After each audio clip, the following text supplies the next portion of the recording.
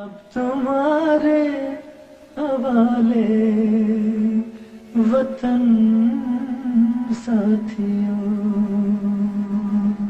देश को जिसने हमें सौंप कर बदले में सिर्फ मौत पाई, कैसे न करे उन्हें हम याद, मौका परस्त कहलाएंगे अगर आज उनकी याद न आई। ये अमर गाथा है सुखजीत सिंह की, जिनका जन्म अखनूर के बटेरा कस्बे में सन 1970 में हुआ।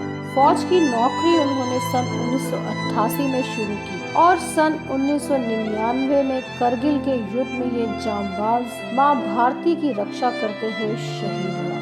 कारगिल का वो युद्ध जिसमें हिंदुस्तान ने अपने जांबाज बहादुर बेटे गंवाए, उनमें से एक थे शहीद सुखजीत सिंह, जिन्होंने बहादुरी से करगिल में दुश्मनों का सामना किया। भारी बमबारी गोलाबारी के बीच सुखजीत सिंह का केवल एक मकसद था कि अपनी धरती का 1 इंच भी दुश्मन को न दूं। इसी मकसद को पूरा करते करते केवल 29 वर्ष की छोटी उम्र में इस जांबाज ने देश की रक्षा में अपने प्राणों को त्याग कर दिया।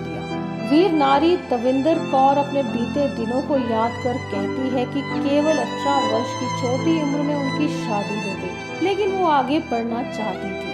नहीं, मुझे फौजी से रिश्ता करना अच्छा लगा, बट मुझे उतना पता नहीं था उस टाइम शादी का, क्योंकि मेरी एज बहुत कम थी। तो 18 साल में मेरी शादी होगी। 2 महीने की छुट्टी काट सुखजीत सिंह दाना सागर चले गए। दाना सागर के बाद जबलपुर और फिर सियाचिन ग्लेशियर में उनका तबादला हो गया। उनकी पोस्टिंग जब मेरी शादी हुई तो वो सागर थे, उसके बाद वो जबलपुर गए, तो उसके बाद ग्लेशियर के बाद लास्ट जो है श्रीनगर में आए थे। सियाचिन ग्लेशियर वो बर्फ का रेगिस्तान जहां आम इंसानों के रहने की सीमा खत्म होती है और भारतीय जवानों की शुरू होती है।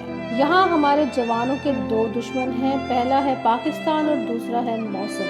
-70 डिग्री तापमान के बावजूद हमारे वीर सैनिक यहाँ डटे रहते हैं। इस वीर जवान ने सियाचिन में अपनी ड्यूटी बखूबी निभाई।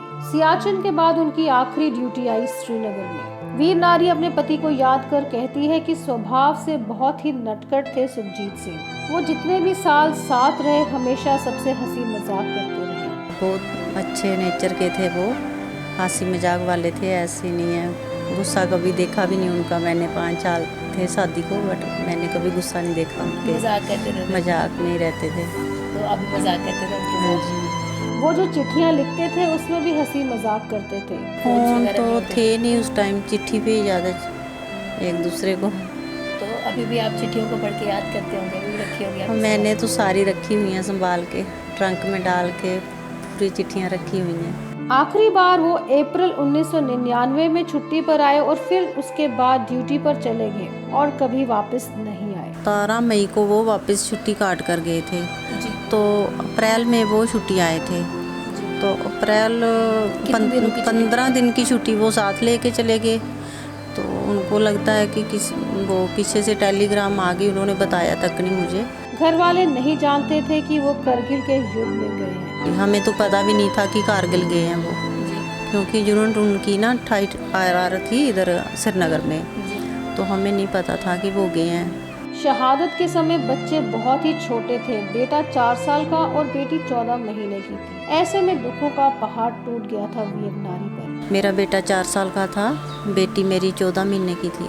वीर नारी कहती है कि वो हर साल पति का शहीदी दिवस मनाती है, लेकिन लीडरों के पास वक्त नहीं आने का। केवल आर्मी और सैनिक बोर्ड ने साथ दिया। जिला सैनिक बोर्ड वाले आते हैं और आर्मी वाले भी आते हैं जी। वो भी महीने के महीने हमारा। आपने जिस तरह से कहा कि आप अखनूर के रहने वाले जी, तो वहाँ के कोई MLA या कोई लीडर्स वगैरह आपके पास आए उस समय? उस समय आए थे, अभी कोई नहीं आया। अभी कभी नहीं पूछा हमें जी। एक बार बस उस वक्त आए, उसी वक्त आए, उसके बाद कोई नहीं मिला। सैनिक बोर्ड का मकसद न केवल शहीद के परिवारों को अडॉप्ट करने का है, बल्कि वो वीर नारियों को और वीर माताओं को सशक्त बनाना चाहते हैं। यदि आप भी शहीद के परिवार को सशक्त करना चाहते हैं तो सैनिक बोर्ड से अवश्य संपर्क करें। जो वीर नारियां, वीर माताएं परेशानी में हैं, वो भी सैनिक बोर्ड से संपर्क कर सकते हैं। अब तुम्हारे हवाले वतन साथियों।